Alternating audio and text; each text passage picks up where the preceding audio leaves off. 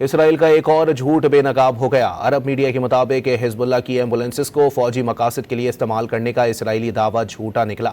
Israel ने अपने दावे को सच साबित करने के लिए कोई सबूत फराहम नहीं किया।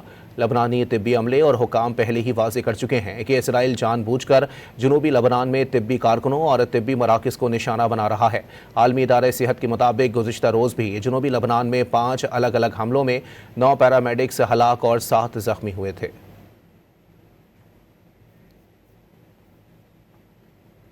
इसराइल का एक और झूठ बेनकाब हो गया। अरब मीडिया के मुताबिक हिजबुल्लाह की एम्बुलेंसेस को फौजी मकासद के लिए इस्तेमाल करने का इसराइली दावा झूठा निकला। इसराइल ने अपने दावे को सच साबित करने के लिए कोई सबूत फराहम नहीं किया। लबनानी तिब्बी अमले और हुकाम पहले ही वाजे कर चुके हैं कि इसराइल जानबूझकर जनूबी लबनान में तिब्बी कारकुनों और तिब्बी मराकज़ को निशाना बना रहा है। आलमी इदारे सेहत के मुताबिक गुज़िश्ता रोज़ भी जनूबी लबनान में 5 अलग अलग हमलों में 9 पैरामेडिक्स हलाक और 7 जख्मी हुए थे।